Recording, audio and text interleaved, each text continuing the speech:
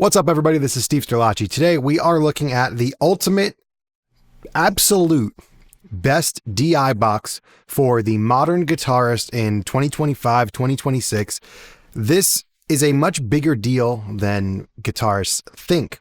And the star of today's show is this Rupert Neve Designs RNDI-M, and actually meant to go on a guitarist's pedal board. And I also have the Big Brother, which is the regular RNDI, which I have on my amplifier behind me. To use this most effectively as an electric guitar player, you're going to want to either put this in front of your pedal board as your first thing that you plug into, or this is subject to opinion, you could put it after your drive pedals so that you're capturing your preamp effects, all of the things that don't have, the colors, the effects, the modulations and the delays, reverbs.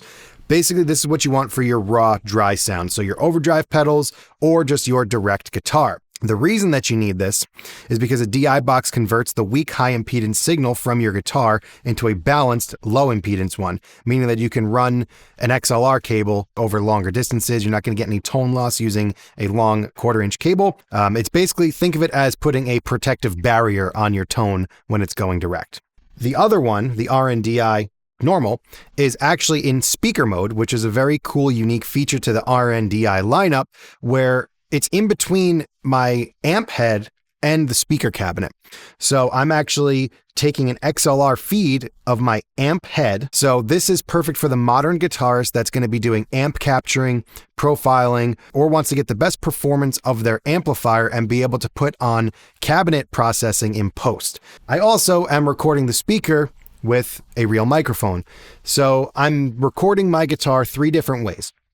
I've got my guitar going DI here.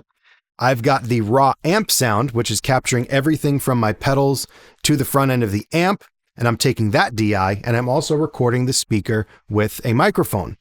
This is a little bit of a redundant setup, but this is actually how a lot of pros are recording their guitar parts, because there's room for interpretation and effects in post. So you can take your dry guitar sound and reamp it through any of the modelers or reamp it through any of your favorite tube amps. A lot of people are going to prefer the microphone in the room. But what if something happens where for some reason that recorded sound through the microphone isn't in the most optimal place?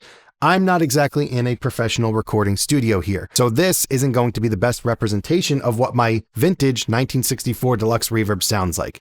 I would much rather take the raw amp sound and do some post-processing, put a new cab sim on it, and get it sounding the way I want it there.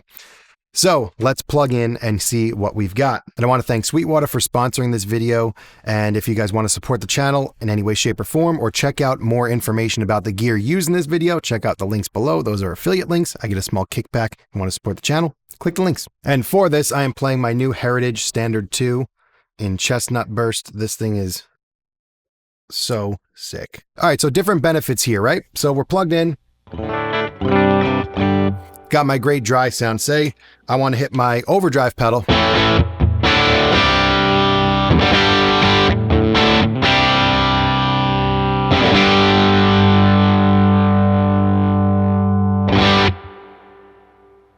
What if, for example, the microphone I'm not crazy about, I can now go in post-process and completely reshape my signal as I see fit. You can now take my DI guitar straight from the RNDI-M, and we can either reamp it, meaning you can take that performance, same performance that we were happy with, and put it through either a real amp with a different setting, or you could just go right into any of the 1,000,001 amp modeling solutions that are all digital that you can get and craft the perfect sound.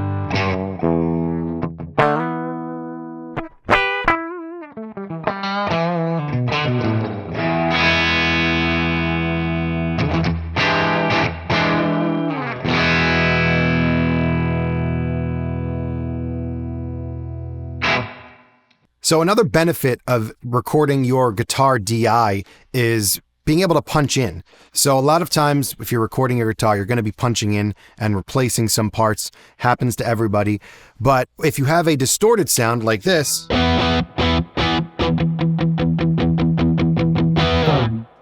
you'll see that on the recorded track 4, which is the microphone, the transients are going to be gone because they're being compressed by the distortion pedal and by the amplifier. But if you look at track RNDI-M, you're going to see that dry DI sound, and it's going to give you the transients. So if you're behind or ahead of the beat, or if you're practicing and you want to see if you're on the metronome or not, and you can see your transient versus the metronome on the grid, and you can actually shift your parts, or you can punch in and decide where you're too far out of time where you want to make those corrections.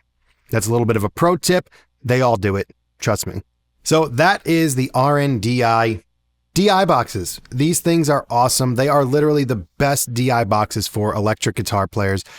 For me, it's a must. I use this on every recording that I make. I always have my dry DI guitar, and I think that the RNDI sounds great. Not an actual intended use, but you can even take your digital amp modelers and plug them into this live, and it's going to sound great. Sure, a lot of them have balanced outs that you just need a line isolator for, but as a preference, using one of these with an amp modeler is going to sound really, really good.